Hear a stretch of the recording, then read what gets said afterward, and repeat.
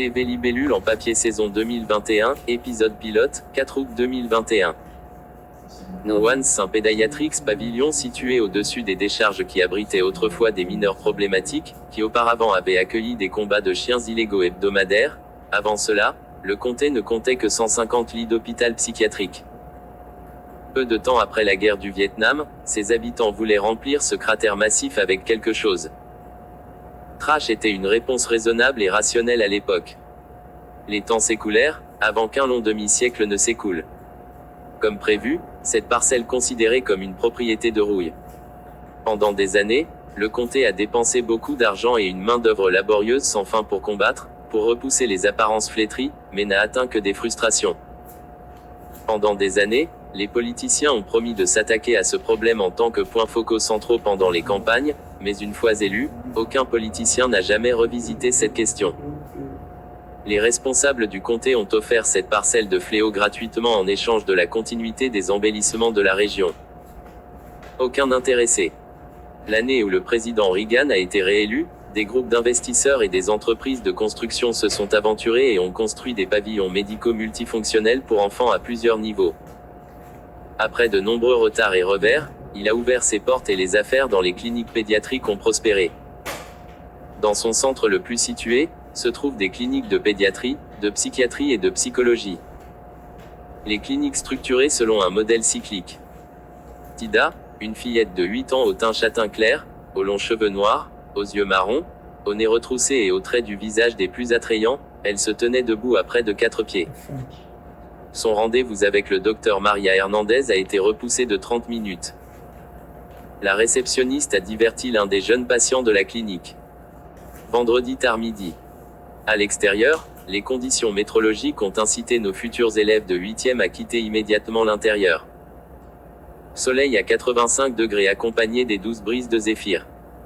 Un ciel clair et ultra bleu avec de maigres nuages blancs et gonflés dispersés dans tout le cosmos avec un espace apparu plus haut que d'habitude. L'orphelin Dudley était assis à ma droite.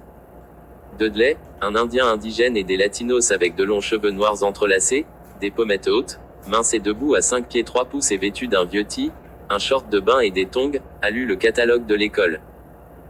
Pendant environ 15 minutes, il n'avait pas fait n'importe quel son. Il marmonnait périodiquement. Le baron Duke, un gamin blanc millionnaire avec les cheveux blonds les plus courts et les yeux les plus bleus, mince et se tenait debout à 5 pieds 4 pouces, s'assit à ma gauche et le lut aussi. Il n'avait pas beaucoup parlé non plus. Jamais de bonnes nouvelles quand les deux n'ont fait aucun commentaire. Nous nous connaissions depuis l'âge d'or de la prématernelle, nous pouvions lire les langages corporels des autres. Dudley marmonna, Caleb. Baron dit quelque chose doucement. La réceptionniste a fait quelque chose d'humour et a ri de bon cœur. Tida la regarda d'un air absent. D'autres jeunes patients la regardaient aussi distraitement. L'artiste s'arrêta, analysa son auditoire. Elle analysa d'abord la réaction silencieuse de Tida. Ensuite, elle étudia les retours inexprimés d'autres patients. Elle nous a jeté un coup d'œil fugace.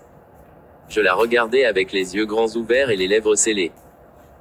Elle jeta un coup d'œil à Dudley et Baron.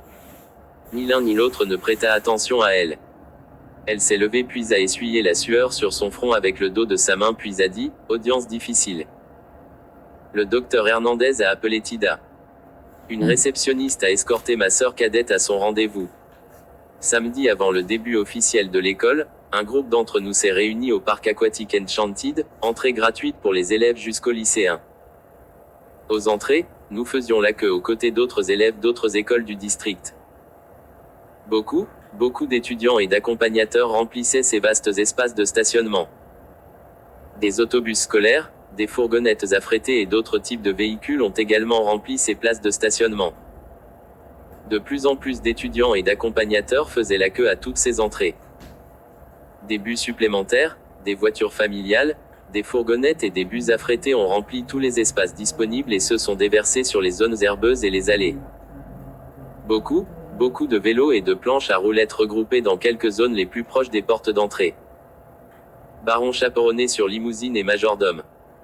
Dudley et moi sommes montés sur nos vélos. Nous nous sommes rencontrés à l'arrière de la masse des gens. Nous nous sommes salués à coups de poing puis avons fait la queue derrière les autres. Nos autres camarades de classe étaient parmi d'autres masses d'amateurs du parc. Les conditions météorologiques les plus proches de l'acceptable, mais se sont rapprochées d'un territoire faisable. À 8 heures du matin, la température atteint 70 degrés avec un courant d'air modéré. Nuages matinaux dispersés dans l'atmosphère.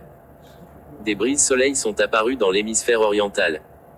Là-bas, cette portion particulière était éclairée de couleur orange clair, il semblait qu'un feu de camp était érigé.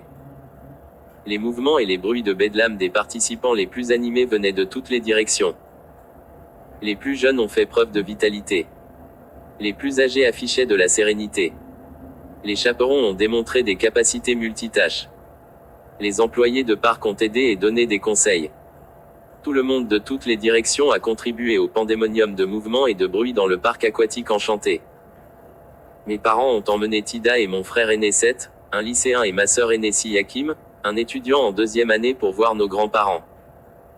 J'ai choisi de ne pas y aller pour plusieurs raisons. Toutes les énigmes morales de mes grands-parents ont évolué autour de Tida et moi. Ils prétendaient que je traitais ma sœur cadette comme si elle était ma fille, ils ont affirmé que Tida avait besoin d'un amour dur et non de sympathie. Mes parents ont accepté. Seth et Siakim étaient des jokers sur des sujets uniquement alignés sur leurs humeurs. Un jour, ils ont soutenu l'idéologie de nos grands-parents et un jour, ils n'auraient pas pu être plus en désaccord avec moi. Dudley n'en avait pas conscience. Il ne comprenait pas les relations entre frères et sœurs. Il ne comprenait ni ne voulait en savoir plus. À chaque 3e lune bleue et pas une seconde plus tôt, il a demandé pourquoi Tida n'avait ni ri, ni pleuré, ni montré aucune autre émotion. Dudley l'a appelé une nuisette cambodgienne. J'ai choisi de ne pas répondre à sa demande. Baron a suggéré des assistants personnels pour Tida. J'étais coincé entre deux extrêmes et les deux proposaient des idées alignées sur leur perception de la vie. Dudley est né dans la pauvreté et sans antécédents familiaux. Baron est né dans la richesse et avec de solides liens familiaux. Dudley a conclu que le manque d'émotion de Tida était lié au manque de soutien émotionnel des parents. Baron a conclu que l'argent résolvait tous les problèmes. Les aides personnelles, les majordomes et les femmes de chambre avaient besoin de richesse. Depuis sa naissance, Baron était entouré d'aides personnelles, de majordomes et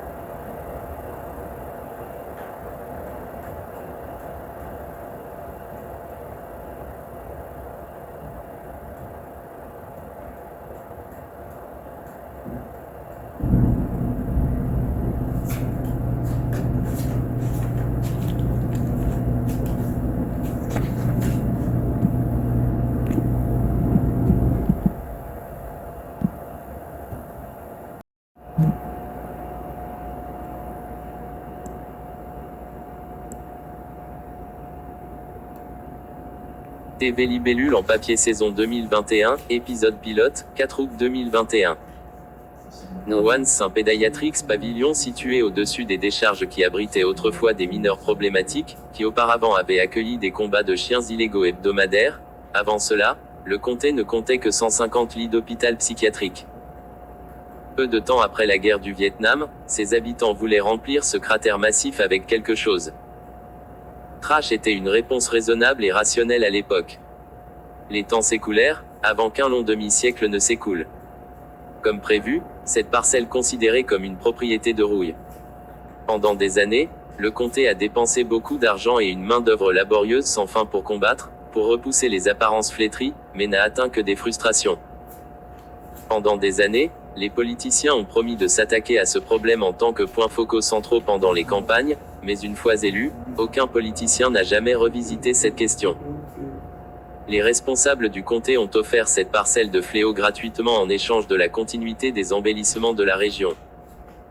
Aucun intéressé. L'année où le président Reagan a été réélu, des groupes d'investisseurs et des entreprises de construction se